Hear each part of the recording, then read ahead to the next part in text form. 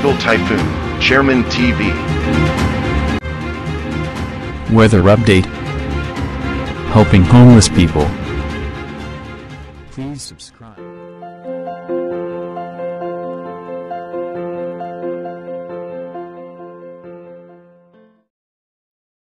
Magandang umaga po. Ito po ang latest update natin para nga po dito sa monitor natin na si Bagyong Salome. Bagya nga po yan lumakas na nasa tropical storm category kaninang alas 5 ng umaga. Pero as of now, posible na po siya mag-downgrade to tropical depression or mahinang bagyo. Si Salome nga po ay nasa coastal water na po yan ng Batanes at asahan nga po natin yan ay patuloy na bababa pa patungo dito sa may eastern section, rather ng western section ng Ilocos Norte, sa may coastal water ng Ilocos Norte. At tinaas nga po ng bagong pag-asa DOST ang storm wind signal number 2 dito nga po sa may parte ng Batanes. Habang storm wind signal number 1 naman po, asahan natin sa may western portion ng Babuyan Islands. Dito po yan sa Calayan Island, sa Dalupiri Island, Babuyan Island, at northwestern portion ng Ilocos Norte sa Bangi, Pagudpud, Burgos, Pasukin, Bacara at dito nga po sa Lawag City. Asahan nga po natin makakaranas po tayo dyan ng mga pabugso-bugso ng hangin na may kasamang biglaang pagbuhos ng pag-ulan. At tayo naman po sa ating European Center, ito nga po ay patuloy na hihina dahil nga po may posibilidad na may pagbugso na nga po nung ating northeast monsoon o yung amihan. At ayon naman po sa ating advanced weather forecast, magkakaroon tayo ng mga possible low pressure area na posibleng makaapekto dito nga po sa eastern section ng Visayas at ng Mindanao, pero mababa ang tsansa na maging bagyo. At umiiral pa rin nga po yung ating ITCC o yung Intertropical Convergence Zone dito nga po sa parte ng Mindanao, Visayas hanggang sa parte ng Palawan. Asahan nga po natin yung mga biglaang pagbuhos ng pag-ulan. Dito naman sa may parte ng Bicol Region at Metro Manila, asahan naman natin yung localized thunderstorm. Dumako na nga po tayo dito sa ating advanced weather forecast. So expected na nga natin bukas po ng alas 8 ng umaga.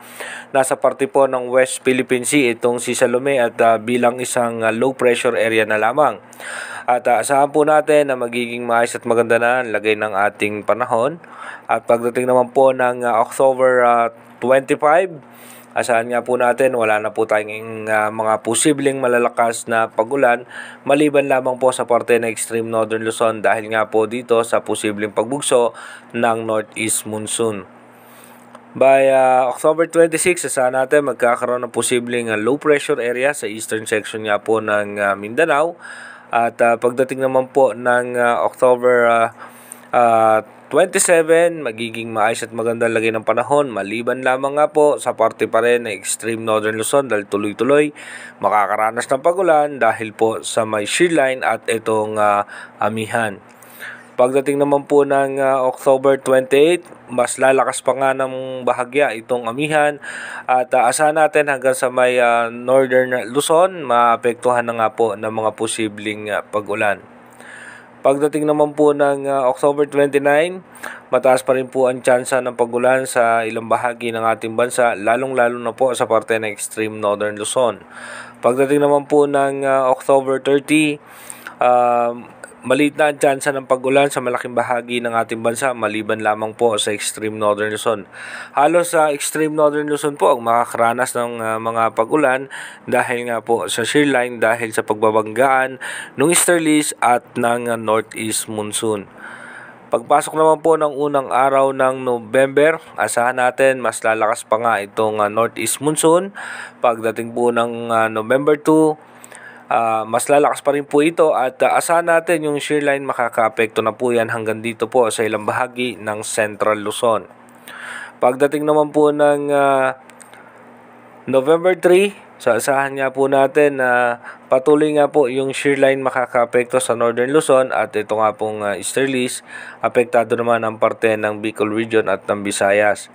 Pagdating naman po ng October 4 ng November 4 hanggang November 5, Asahan po natin magkakaroon ng panibagong mga kumpulan ng kaulapan na posibleng maging low pressure area, pero as of now, mababa naman ang tsansa na maging bagyo. Inuulit ko po, yung ating advanced weather forecast is possible scenario pa lamang po yan. Malaki pa rin ang tsansa na magbago po lahat yan. Kaya manatili tayong tumutok sa ating advanced weather forecast para malaman natin yung mga posibleng sama ng panahon na makakaapekto sa ating bansa. Mag-iingat po tayo palagi. God bless po.